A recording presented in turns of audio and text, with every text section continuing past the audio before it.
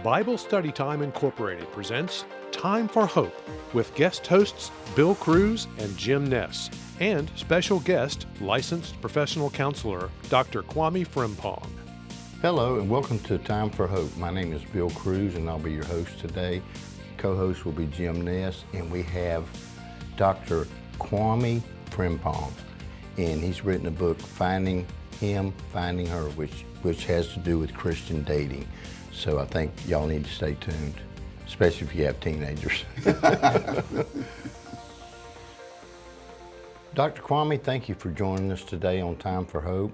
It's always good to be back. And yeah, we had you here a few years ago. But before we get into your book, let's talk a little bit about your background, where you're from, Sure. and some of your education. Sure. So I'm from Ghana, West Africa, but I have been living here in the U.S. in the last 26 years. Mm-hmm. And I always tell people that I'm from California. And they say, what county? I said,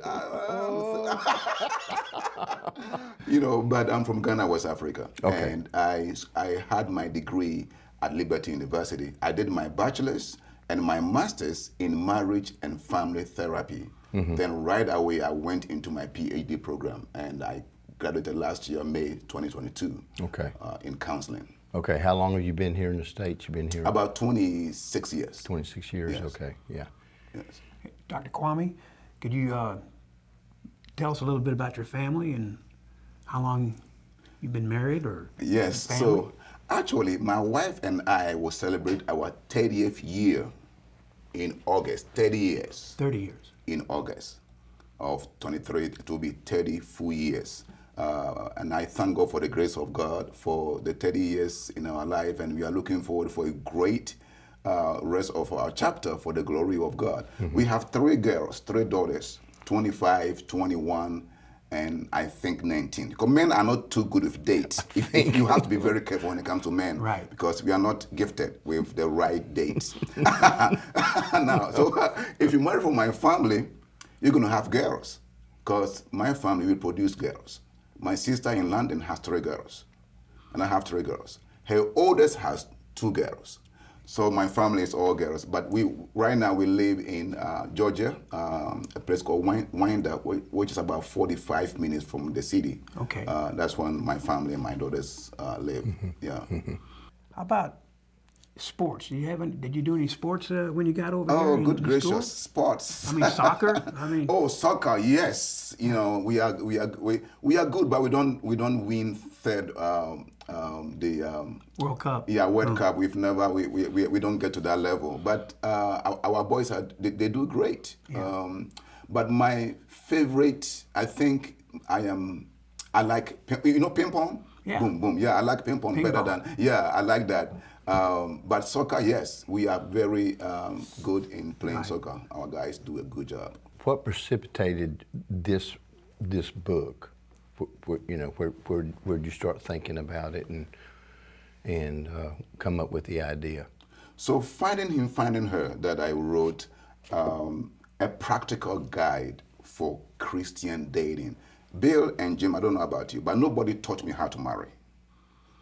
I don't know you guys. Maybe your parents sat you down. They teach us how to eat, how to talk, how to go to restroom, how to dress. But when it comes to marriage, Bill, I know you're looking at me. I don't know about you. Did your parents sat you down and say, hey, Bill, this, that? They just told me the ones they didn't like. Don't bring her around again. If Mom said no, that was enough. Nobody taught me how to marry. The only thing that they kept telling us, no sex. That's good. Bible, no sex, good. But that's all, period, nothing else. Mm-hmm. So you marry, you try and error. If it works, it works. If it doesn't work, it doesn't work. And marriage education is missing in our families and our churches. You know, I have been doing premarital counseling for 30 years throughout my pastoral work. And professionally, I have been doing counseling the last 5 years. And I see a trend. Premarital counseling is too late. By the time people get to meet and begin dating and they go to the office, they have already messed up. So many things have gone wrong And pastors get frustrated because they try to fix it and it's not fixable. And God put this on my heart. What we need is marriage education. Parents, grandparents, uncles, cousins, we all need to get some tools in our hands. Now, the question again is, how did I write this? So, I have had 3 pastors who called me, right, in the last 3 years, and they said, Pastor Kwame, your daughters, are they married? Your oldest. I have a nice son, a nice, cool, handsome son. Is your daughter married? And I kept getting that phone calls. So one day I called my oldest daughter. Her name is Esther. I said, Esther, I'm tired of people calling. Okay, so what should I do? Because I'm not here to try to do arranged marriage. And then she laughed and Sama tell me. So she said, Daddy, we know what to do. We are doing this, and then the conversation ended. And when the conversation ended, I felt as if God is tapping my heart. Put together a tool. Grandparents and parents and people need to have some resources that they can teach their children.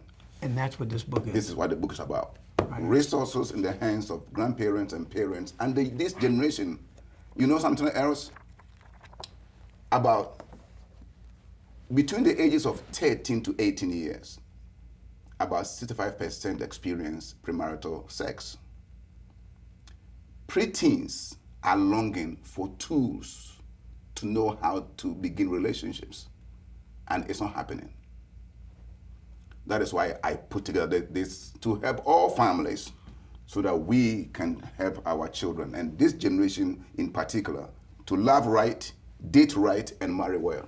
Dr. Kwame, they're saying it's time to take a little break, so we'll come right back to you here in just a second. Okay.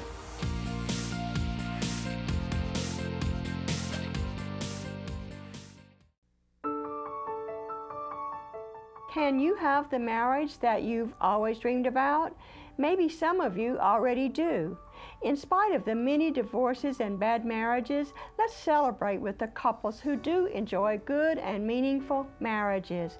Some of these marriages might have been good from the beginning, while others could be the result of 2 people intentionally committing themselves to building the marriage of their dreams.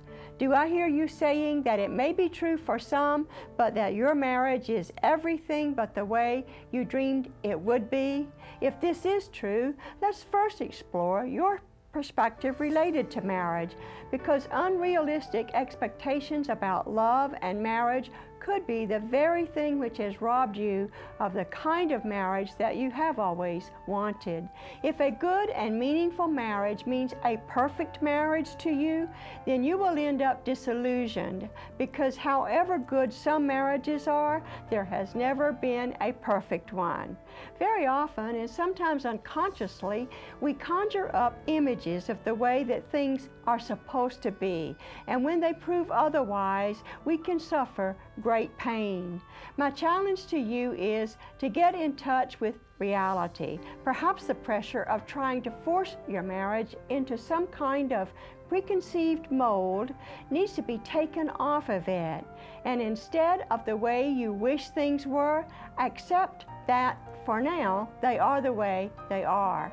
That alone will take a great weight off the marriage.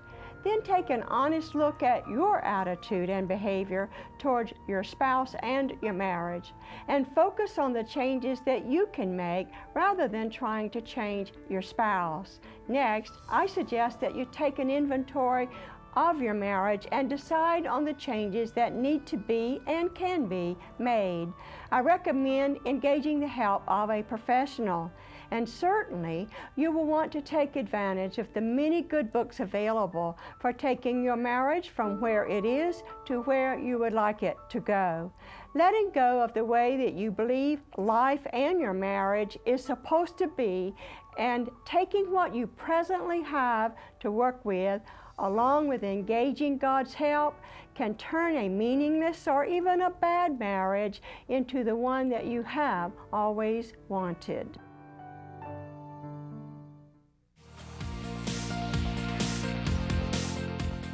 Welcome back to Time for Hope. Today we're talking with Dr. Kwame Frimpong about his book, Finding Him, finding her.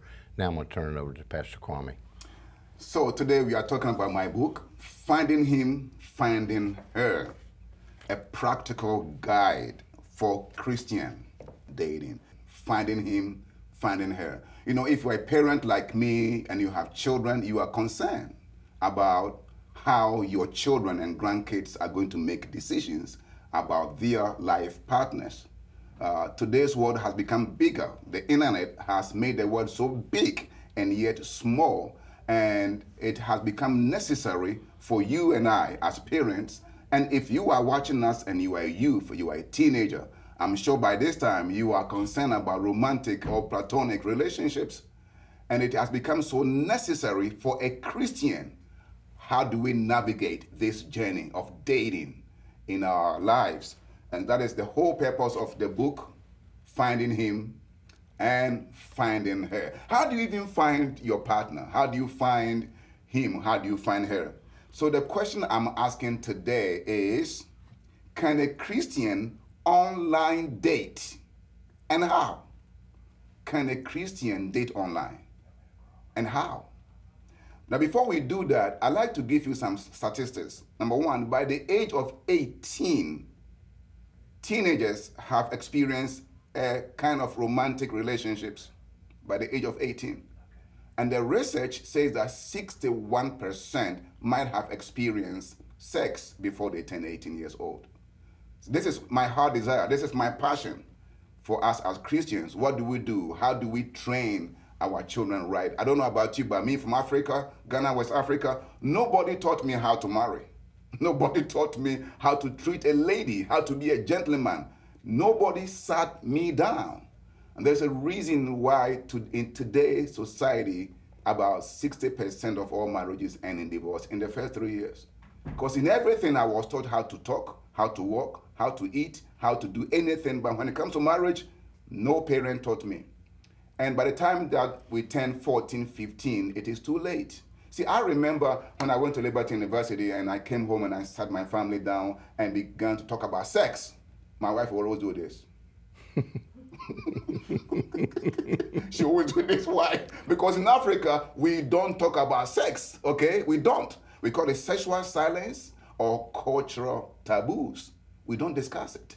So if we don't discuss it, how do we even teach our children the right way or the wrong way? That is the essence of the book, Finding Him, Finding Her. So the other research says that 1 out of 3 youth said they wish they knew about the principles for building romantic relationships. They wish they knew. Because they learn from their friends. And then they try and error. And it becomes a problematic. 61% have had sex before the age 18. Teenagers talk and think about dating all the time. But the problem is they don't have a clue how this whole thing works. Really? They are always, I used to be a substitute teacher when I was in Raleigh, North Carolina for 8 years. And I would go to high schools and all that. And one conversation that I pick up every single day is boyfriend, girlfriend talk. Boyfriend, girlfriend talk. But how does that work? How does that play out? How do they get into the relationships? What is chemistry? What is compatibility? What is love? How do you break up? How do you connect? They have no clue. It's all about the chemistry. So the question again is, can a Christian date online? And how? Why am I asking this question? Because this Generation Z was born, I call them the internet generation. They never knew life without the internet. They live there 24/7. You don't have to believe it to be true. I have 3 daughters. They are all there all the time. They are talking to boys and girls, and they are doing all kinds of things. They are always on the internet. They are choosing from the internet, and right now, the internet is everything for this generation. That is why I'm telling all pastors, even TV stations, that let's incorporate the internet, social media. It has become part of our life, whether we like it or not. I call it the world extension. That's where we are right now. You know, we are all on the internet. Right now, everything is on the internet. So it is, yes, a Christian can date online.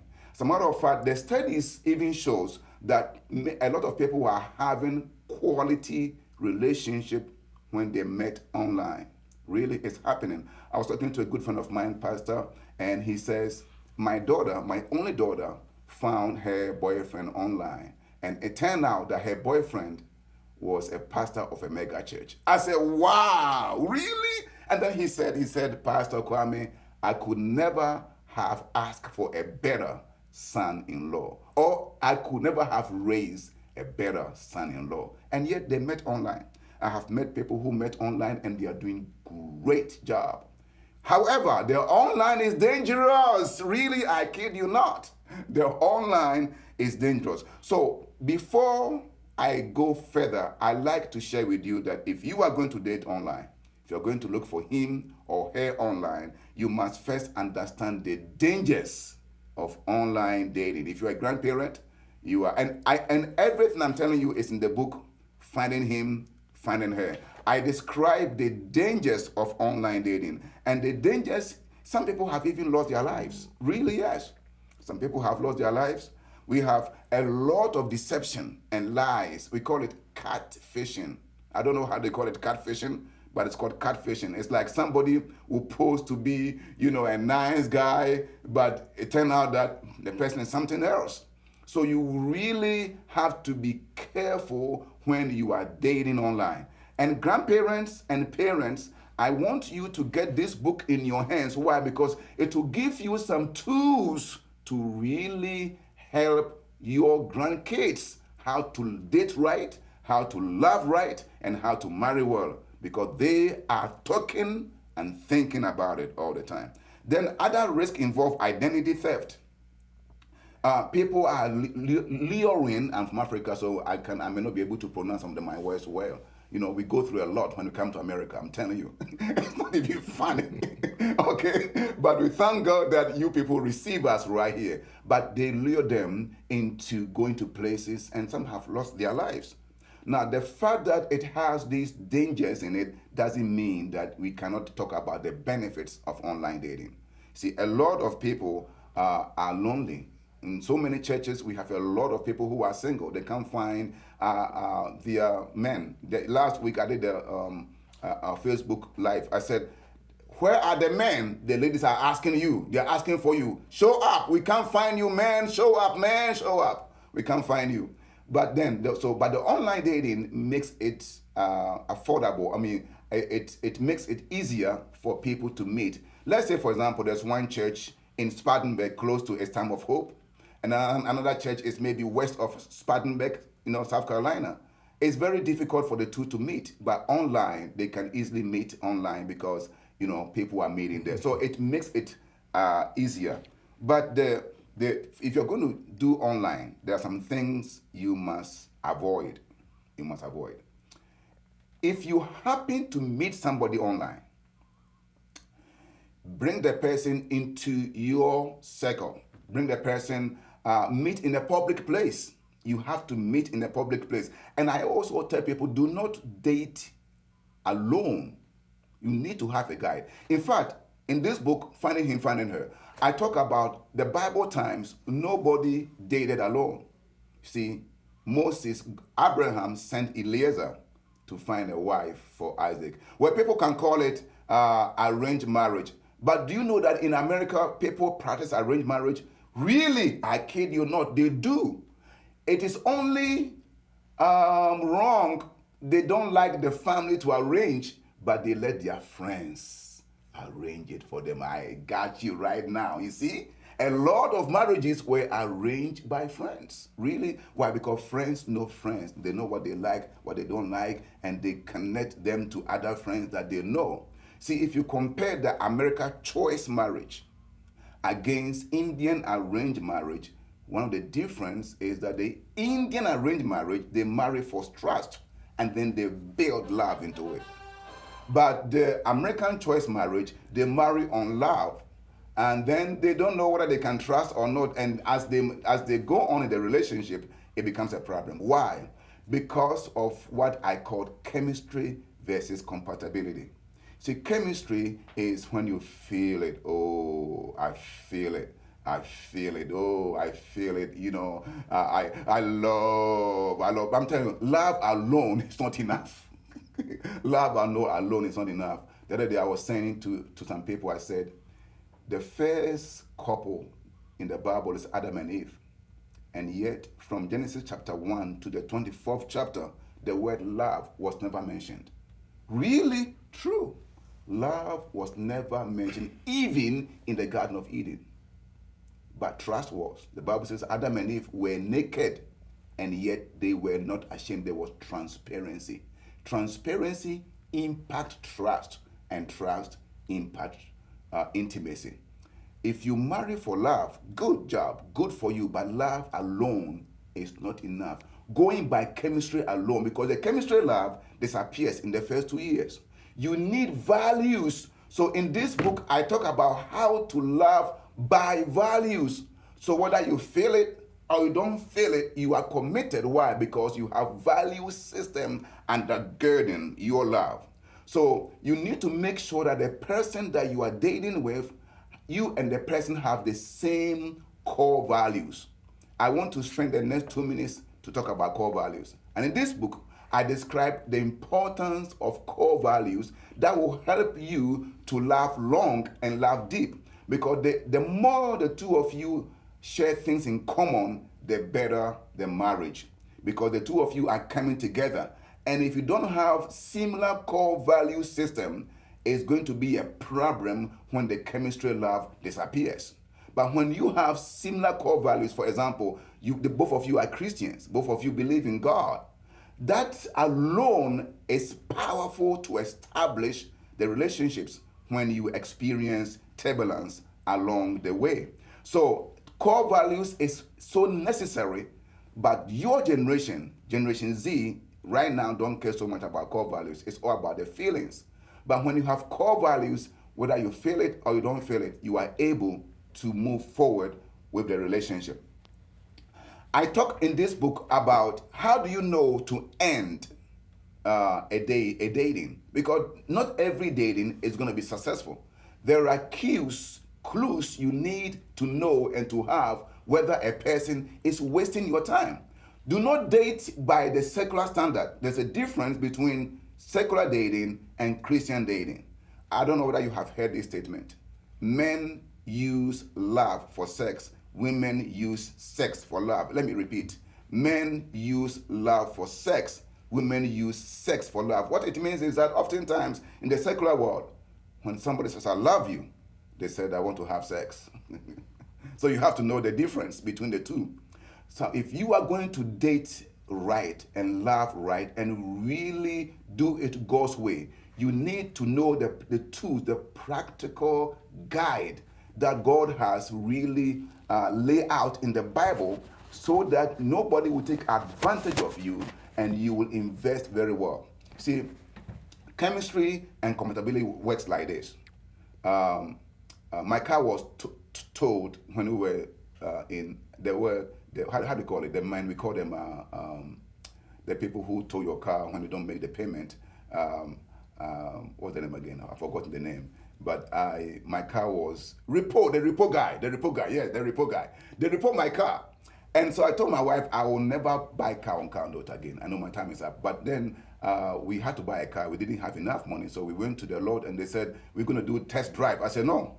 I don't want you to put me in the car and make me love the car. Then you said it's $45,000. I said, no, tell me how much it cost. See, when you are going into a relationship, do not place your feelings in a place you are not sure about. Get your numbers right. In other words, make sure that the person you are connecting with, you share similar core values. And I describe that in this book. If you want to know more about this book, Finding Him, Finding Her, a practical guide for Christian dating, get to istimeforhope.org.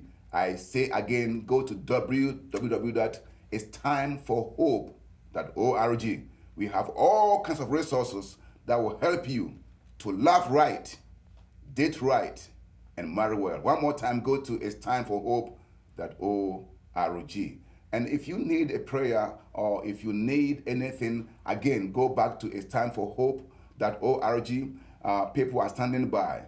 You can have access to all kinds of resources that will help you build a lasting and a quality relationships. I'd like to thank you once again, Dr. Kwame, for coming on Time for Hope, and we really appreciated it and learned a lot of stuff out of that book. Bill, thank you so much for having me, and I want to tell you that I didn't even share 10% of what is in this book. So I encourage the audience to go to itsTimeForHope.org to be able to have access to all kinds of resources. And in this book, thank you so much again. And thank you for being here, Dr. Kwame, today. Thank you. Jim, thank you so much for having me today. So join us once again next week for another Time for Hope show, okay? Thank you very much.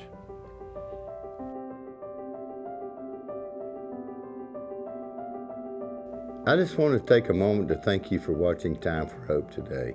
If you enjoyed the show, let us know by calling us or going to our website, timeforhope.org, and leaving us a comment. There you can also order a copy of today's book and see all the other resources we have available. We also encourage you to share your prayer requests with us. Thanks again for watching Time for Hope.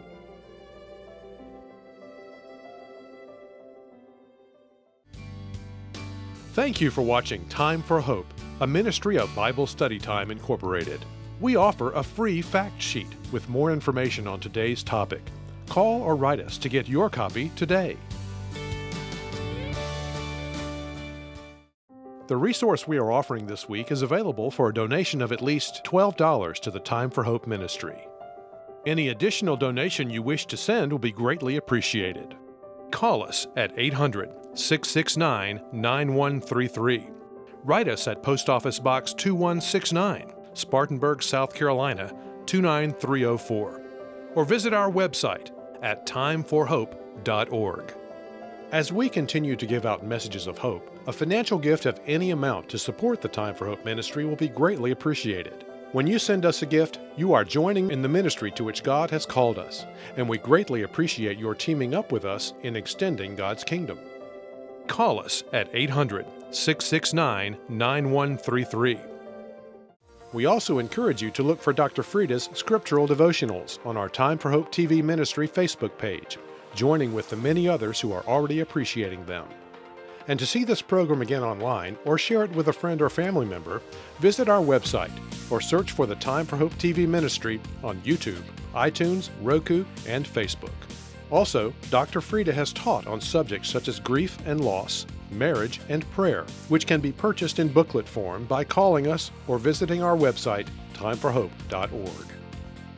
Until next time, have a great week, and remember, it is time for hope.